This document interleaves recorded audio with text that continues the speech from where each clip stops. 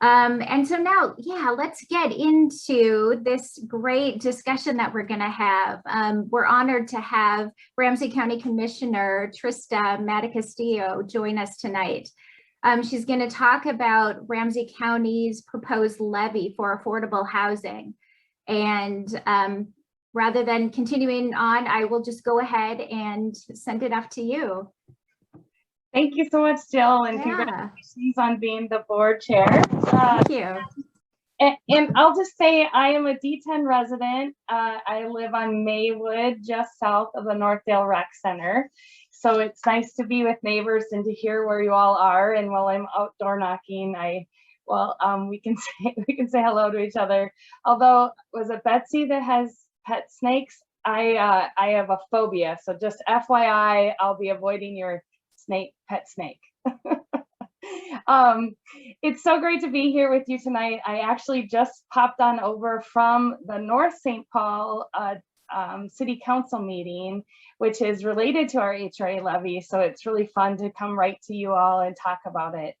So many of you know that we've been working really hard in Ramsey County to step into the housing realm. I personally believe it's long overdue. I've been personally working in affordable housing since 2008, when I first left the military and went to work for Habitat for Humanity, and really understood that our stability in our communities, our success in life starts with a place to call home, and housing stability and affordable housing for all of our community. And so when I came onto the board 2 years ago, I wondered why the county hadn't done more in the way of housing. So we had been using CDBG and home funds that were passed through from the federal government to our communities, but that was really it. And I thought, what have we been doing? In 2008, we saw a housing crash and foreclosure crisis and people experiencing homelessness. And we saw that again this last summer throughout the pandemic.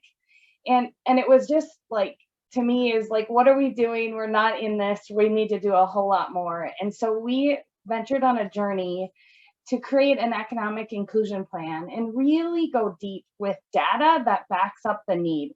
Nothing I will tell you tonight will be a surprise to anyone, because I know you're all informed, or you wouldn't be showing up to district council meetings because you're engaged.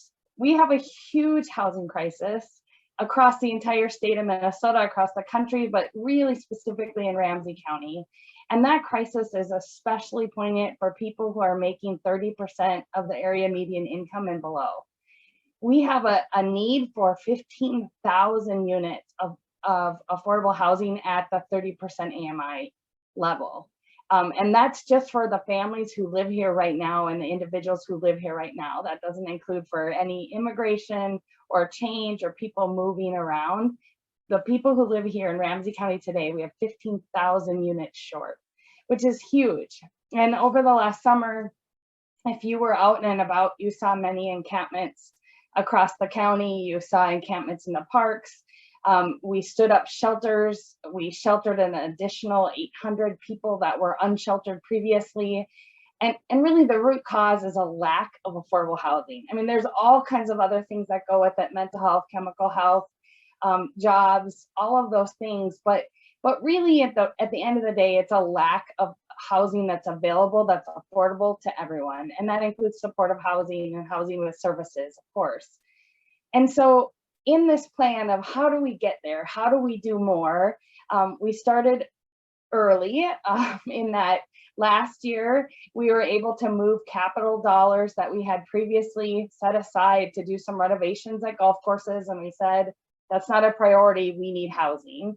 And so we invested those dollars into housing in St. Paul. And that was about $9 million, which was, a few projects. In housing, that $9 million doesn't go that far, but it's a start. And we also thought, how do we invest in housing that currently exists that is affordable, that might go up for sale, or there's prospectors looking to buy and then change that affordability. And so we invested some of our money with the Greater Minnesota Housing Fund to preserve existing affordable housing, but we have to do a lot more. At the current rate, as I said, we have a need for 15,000 units at the 30% AMI level. At the current rate that we're building housing in Ramsey County, it will take us 54 years to meet that need. And quite frankly, that's a really long time that I think none of us should accept or can accept. The other part of our economic inclusion plan, and I'll post a link to it in the chat. We released this early April in the beginning of Fair Housing Month, our economic inclusion plan that really lays out the steps in which we're going to take in order to invest in housing, how great the need, and where there's areas of opportunity. And to me, the key takeaway in this document, and by the way, I know Chad is like all into like political documents, but this is actually one that you all would enjoy, and it's illustrated by local women of color who are artists, and it's really a beautiful action plan that isn't just to be set on the shelf, but it's what I'm looking at every single day to say, what are we doing next? So I'll put a link in the chat because I think it's really worth a read. And if nothing else, you don't have to read it, just look at the pictures because they're really incredible. But in the plan and in the research and the study, we partnered with Fourth Economy and the Center for Economic Inclusion and Mapping Prejudice, which some of you are familiar with, to say, what are the issues? And what we learned in that research is that we could close the wealth gap between communities of color and white communities in 1 generation if we just had enough housing. Like, I'm just gonna let that sink in for a second. We could completely close the wealth gap between communities of color and white communities in 1 generation. 1 generation. All of us have lived a generation. There's a couple generations behind some of us that we could do that. That's in our career span. And so for me personally, knowing that it's a possibility, it is my mission in life to make it happen, because anything different and not working towards that means that I accept that wealth gap exists and I'm okay with it. And I'll just tell you, I'm not okay with it. And so this is an active action plan that's really important. I think it's important for all of our communities. We spend millions of dollars just in Ramsey County a year to address all the issues that occur, whether it's health, criminal justice, homelessness, all of the things that happen because people don't have housing. And last year in our budget cycle, when each department came and present, what are their challenges, what are their needs, every single department in Ramsey County said, if our clients, if our residents, if our customers, if the people coming through the door just had housing, we wouldn't see them anymore. They wouldn't have this need for county services and government services. And so it's just one more added layer to why we're doing this. So in the plan, the biggest takeaway, and it was through community engagement, it was 18 months of research and data collection, said that the thing that Ramsey County isn't doing, and by the way, we're the only county in the 11 county metro, we have never levied for housing. We don't have an existing housing fund other than pass-through dollars from the federal government of home and CDBG. Ramsey County has never put our own money into housing, which to me is a huge reason that our problem is so big and we're totally behind the power curve. But there's no time like the present, and so I am the chair of our Housing and Redevelopment Authority, and I said, we're gonna do this. So we are in the process of doing it. There's nuances with HRAs, in that in Ramsey County, we have 19 cities that fall under Ramsey County. And of those 19 cities, 2 of those cities had an HRA, that means it's legislated, before Ramsey County created an HRA. And that's the city of St. Paul and the city of North St. Paul. And what that means is that for us to levy as a county, the city of St. Paul and the cities of North St. Paul have to pass a resolution in support of the levy, meaning that they have to opt in to allow a levy to be raised, taxes to be collected in order for us to do the work. And because they have an HRA pre-existing ours, currently we, Ramsey County, never invests funds into the city of St. Paul or North St. Paul because they get their own allotment of CDBG and home from the federal government. So the exception being is the new money I took from golf courses. I was able to invest that in St. Paul because it was Ramsey County money and didn't have a precursor.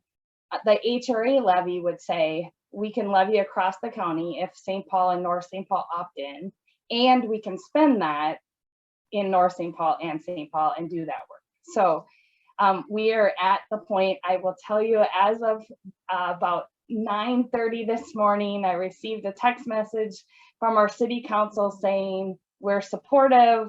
It will be on the agenda for next week to vote for the levy of the HRA. So I think that's really good news. We've done a ton of due diligence and legal work to write a resolution in which the city and the county agree on how we do this work moving forward. I was just on the council meeting of North St. Paul. They're less supportive. They're very conservative. They have a lot of issues. I don't know how it will turn out. They weren't ready to vote today, but we'll keep our fingers crossed. The importance is the levy in North St. Paul will raise about $100,000. The levy in St. Paul will raise $5.5 million.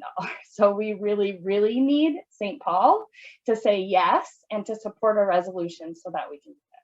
What that means for you all as homeowners and property owners is that it will cost about $45 a year that will come on your property tax statement. So it won't come this year. It would be in 2022 those dollars would be collected for us to reinvest into St. Paul in 2023. And it's about $45 a year given on your home value. So that's on an average home in St. Paul, which is about $250,000 of value. So if your house is more, it's going to be a little bit more. So those are real numbers. Those are, it's not something that we should take lightly. There are many homeowners in St. Paul that $45 or more is going to be really difficult for them. But for us, we really think about, we have to look at the bigger picture of how much we're spending on other resources and funds because we haven't addressed the housing need. And so we actually think the return on investment will be exponential in that one, we already said we'll close the wealth gap between communities of color and white communities. Plus we'll stabilize our community, which is always better. And we'll spend less down the road on other resources in which we have to address when people don't have affordable and stable housing. So I'm just gonna stop there because I can talk housing literally all night. But I want to give time for anyone to ask questions or have thoughts or hear feedback about the levy and our approach to invest in affordable housing. The one piece I will say is that at a county level, we know that there's affordable housing is defined lots of ways. I think of it as housing affordability, which means we need to have housing that people aren't spending more than 30% of their income on. That being said, the county knows there's lots of partners working into this affordable housing arena, but we see the biggest need at that 30% AMI. And quite frankly, no developer can develop housing at that level because the cost exponential. So we know that we need to fill that gap to bring the cost of housing down and partner with developers. So that's where we're looking to invest the majority of our money. We will do in existing affordable housing and stabilization. We'll do the creation of new and additional affordable housing, but also in the opportunity for home ownership and wealth building at the 30% EMI. And there's different tools and levers that we can use to do that as well. So with that, I will just pause and see if there are any questions. And Morgan, I realize you're the one with the snakes now that I see your face. So we'll just make a deal that I don't see them in person. Hi, Trista. Yeah, Oh, sorry. Ahead, Dan. Go ahead, Dan. Can I just, I had a, hi, thanks, Trista. Hi, you kind of just did answer it maybe, but I had a question. How specifically will the county use the money that's generated? What sorts of, what will you use it for? Yeah, so our goal would be, again, to invest in projects that are, I'll use a real world today example. If you've been watching the news, there's some issues over Frogtown around the lattice project, right? And the concern was that project was being built, it wasn't affordable enough. Now, in that particular case, the developer wasn't asking for any public subsidy, no government funds, and they were gonna, on their own, build for 60% AMI. This would be an opportunity where the county could say is, would you be willing to put units in at 30% AI, 30% AMI, and we will offer the subsidies to make that possible. So that would be an example that we could do if we had this money available now. But it really is to look about how do we do that in the future. So again, it would be in the preservation of existing affordable housing, and maybe that's pooling our money with the Greater Minnesota Housing Fund. It would be in the production of new affordable housing, and then also in some opportunities around home ownership. So it gives us a wider range of tools. The way the money would be distributed or spent is about 50% of our tax revenue in Ramsey County comes from the city of St. Paul, and the other 50% is our other 18 suburban communities. And so we would reinvest that money in the same kind of way, right? So 50% back to St. Paul, and 50% to the suburbs. I will say that I always say, this is the one way that I get to collect money from North Oaks, our wealthiest city, and return it to St. Paul. And so I'm kind of excited about that, right? Is to think about how do we collect money and give back. In obviously our communities, our suburban communities would be, putting in requests for funding on their projects that we would put in. And if they don't have 50% of the requests, that money could go to projects that are in the pool in St. Paul. And the mechanism that would work is it still has to go through all the usual zoning and approval processes for any project. So if it's coming through land use and then to the city and the planning commission, all of those projects would still have to happen, but the county's money would come in at the end to make sure that those projects can get funded and at the affordability rate. Okay, thanks. There are a few questions in the chat. Yeah. I can read them. The first one is from Brad, and it says, will there be a levy referendum on the ballot, or can the city councils authorize the levy? Yep, there will not be a levy on the ballot. It will be the city council. So again, it's only those two city councils, the city of St. Paul and the city of North St. Paul, have to opt in. The other communities, our county HRA supersedes them. And so we have already passed a resolution as a county board that this is our intent. We will be moving forward with the levy at the HRA this year as part of our budget process. Of course, the difference would be if St. Paul doesn't opt in, we'll raise about $6 million. If St. Paul opts in, we'll raise $11.5 million. So that's the biggest difference between those two cities that opt in. Okay, and then the second question comes from Betsy, and it's how will BIPOC people be able to buy homes in order to build wealth? Or are there other ways that folks can build wealth other than becoming homeowners? Yes and yes. So our goal again is really thinking about what tools we can create or partner with in order to allow BIPOC communities to become homeowners, to build wealth, but also in economic development about businesses and small business, and the economic inclusion plan includes that too.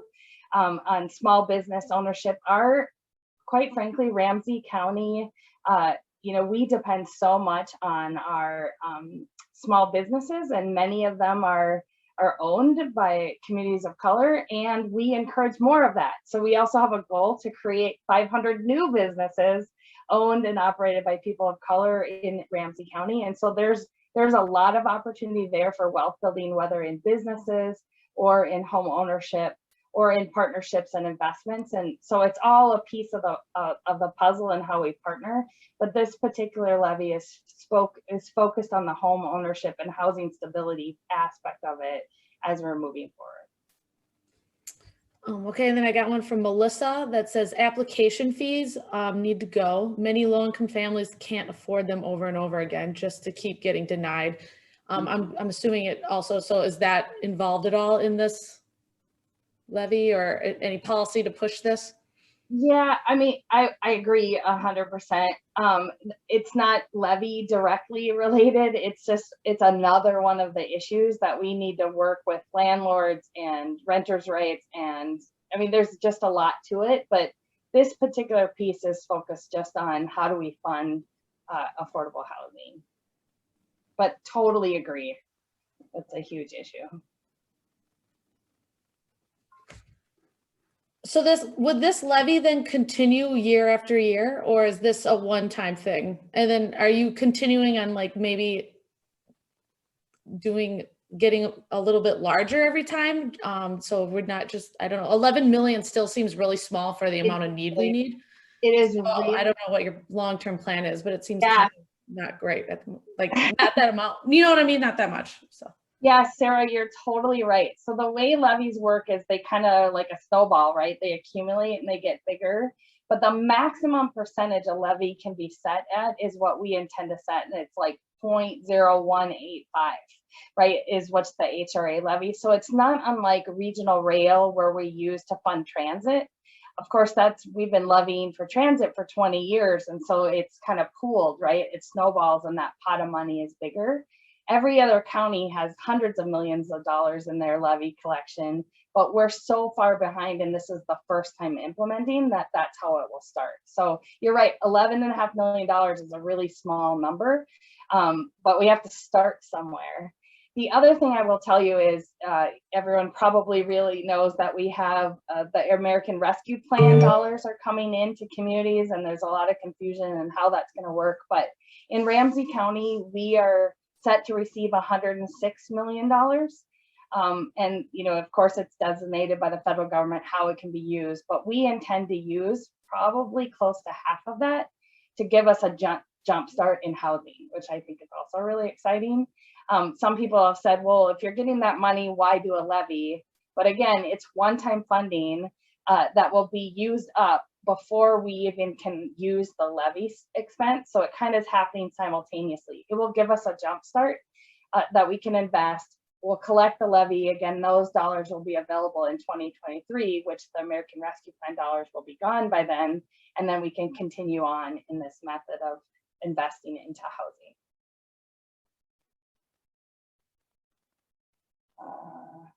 Yeah, so that was kind of Jennifer's question too. Yeah. You may have mentioned this, but is the county creating an affordable housing trust fund for the funds that are raised? Yeah, that's the goal. Okay. So as of initially, what we will do is we'll actually pool the funds collected in this first round, and we partnered with Minnesota Housing Finance Agency, which has a mechanism to fund projects.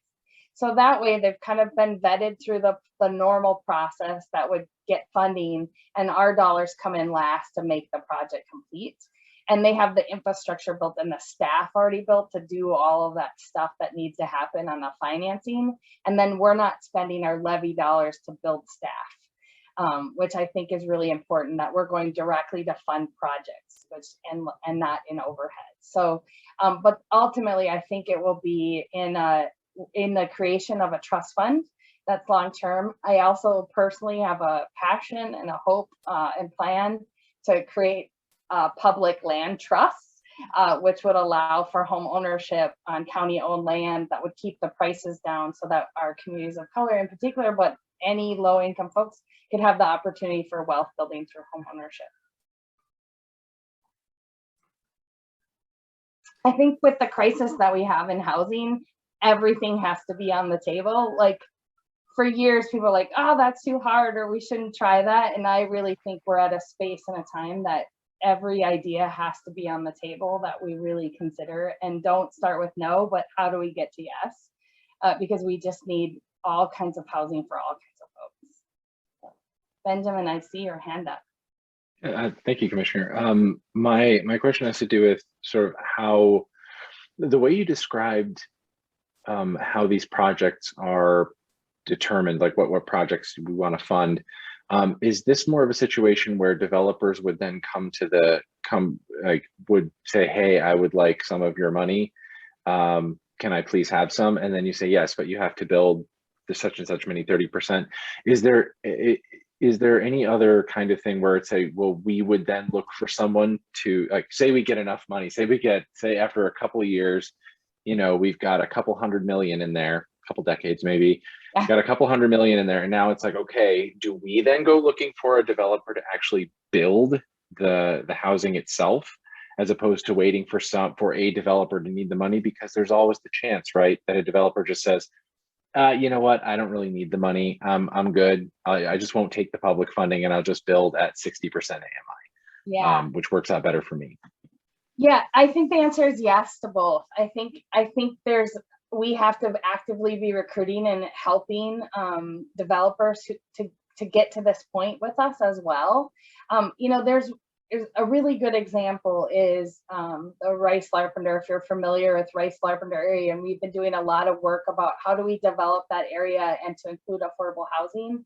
And there's a piece of land for sale there that's owned by the watershed. And so we have actively recruited a developer who we know does really good work and has been building affordable housing really well around the county to say, would you be willing to do a project here in partnership with the community? And we may have funds available. Of course, we're government, so we can't promise anyone funds ahead of time. They still have to meet all the requirements and do all the stuff.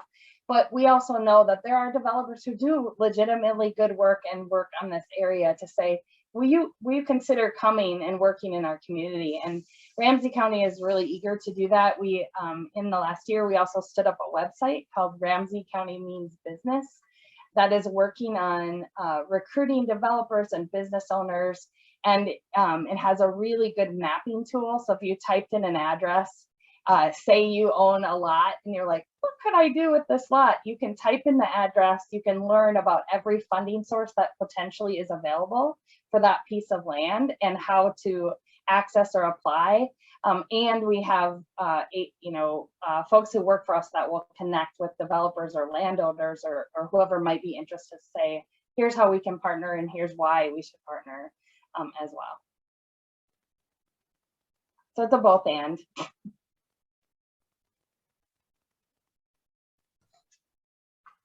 Yeah, it makes me think of the Shalom home, because that's going to be all market rate, and I don't think there's a plan for any affordable units in there at all. That would be interesting to have that conversation with the developer. It really would, and I think part of it is that as it goes through, so cities still have the authority around zoning, right, and what that all looks like, but it's if the city's policy is we want to make sure we're using mixed income or have affordable units in each thing, they could require it. And then they could say, well, where do we get the money? And Ramsey County would say, we're here to be your partner, right? So it's a little bit of partnership and it's why it's so important to have strong relationships between the city and the county. And I can confidently say we have built that over the last 2 years. In a way that didn't exist before. And in fact, when I brought this to the city council and met with all of them, they're like, well, we'll say yes because we trust you. And I was like, no, it isn't about me. Like the county is like on board to do this work long term, which has been the kind of negotiating for it to come to a policy resolution on next week's city council agenda. Yeah. We've got another question in the chat. Are there existing funds that could be reallocated from economic growth and community investment? Jennifer, if maybe you want to speak to that, that was your question. I'm not sure that I'm kind of getting at what you were thinking. Yeah, I think we talked about that a little bit. I was just typing out another one. Commissioner, can you talk about LIHTC? That's something I know I'm familiar with. My husband used to work with that. Is that something that's being considered? Are there enough funds available and or developers that work with LIHTC? Because that's something that exists and works pretty well for low-income housing. Or is that the kind of thing that you're talking about on the east side? I actually am not familiar with LIHTC in particular. So what does that stand for? it's the low income housing tax credit. Oh, yes, yes, yes. Yeah. Okay, yeah, so sorry, there's so many acronyms. Yeah. So the tax credits don't come from the county, right? They come from the federal government. And so again, that's where developers like seek opportunities. But when there's a project that the county says we're going to invest in that, it makes them more competitive to receive those tax credits, right? Because another government agency says we believe in this project. So it's a both and partnership. And then in all of those many tools help make the project affordable. And of course we want it. So if we said, hey, we're going to back your project, we're going to back it because it has 30% AMI, right? That's our leverage point. And then they would be eligible for those low income tax credits. So it exists, and it's just a little, this would add a little extra incentive to say, hey, come here. Right, exactly. Gotcha. Thank you. Yep, exactly. Yeah, and in terms of the tax credits, there's just the demand, far exceeds the amount of funding that's available at MHFA. So, yeah. Well, and I think honestly, under the Biden administration, he's investing in that, and so I think there'll be a greater pool. And so, I've been working, as I said, since 2008 in affordable housing, and I joke that I was on the verge of being the crazy lady that just yelled housing all the time, and on the verge of like when people just start ignoring you. And now I feel like, oh my gosh, other people are listening. Like affordable housing and supportive housing, and the conversation around housing has taken a turn where I think everybody sees it. And there's a lot less NIMBYism, and now it's a competition around YIMBYism, which I think is really great and exciting for me to see as this work moves forward. And Morgan, I see a question about Avivo and the village. I would say yes. This is an interesting model, and we're kind of waiting to see how it works. I toured it before it opened, and I intend to go back this summer now that it's full and running to see how it's going. We have a tiny home development with Settled that should be moving into place on Wheelock Parkway at Mosaic Church. That is going to be an interesting model to see how that plays out. And it's tiny homes with people who are experiencing homelessness. And then there's a partner family that they lived in a middle income home. They sold their house and are moving into a tiny house into the community to live alongside people formerly homeless. So that'll be interesting. They should be moving those tiny houses there any day now as they're pouring pads and finishing out stuff at the church. But again, I think this is one of those opportunities where everything has to be on the table, as we have stood up shelters across the city this last year, to include a shelter in the Como neighborhood, at the hotel in Energy Park Drive, to say is like, what other options are available? We have to have all kinds of housing for all kinds of folks. And we want to make it beyond just shelter, but how do we make it permanent, supportive with services and expand those opportunities for everybody? So, yeah. Any other questions? I know the one that's in there that we want to know is, what can we do to help? Well, so it's going to come out in the city council board package tomorrow. When their package comes out, that'll be on the agenda. And I always say you should write your city council member and tell her, thank you for supporting. Because as elected officials, when people are unhappy, they're very quick to tell us that, and very rarely when they're happy do we hear from them. And I always think positive reinforcement works better. And so I highly recommend you reaching out to Council President Brenmoen and thanking her for supporting the levy and to continue to move forward on affordable housing throughout our region. And then as we move forward to think about, what policy decisions the city is making, there's some great work around reduction of parking minimums and square footage and those kinds of things, because there are some policy things in place, not just in St. Paul, but in other cities that make things even more expensive to build. And so to think about those policy decisions as well moving forward. And if anyone has any ideas or partnerships or knows a good developer we should consider, feel free to reach out to me anytime. I always answer my own phone and my email. So call or write anytime.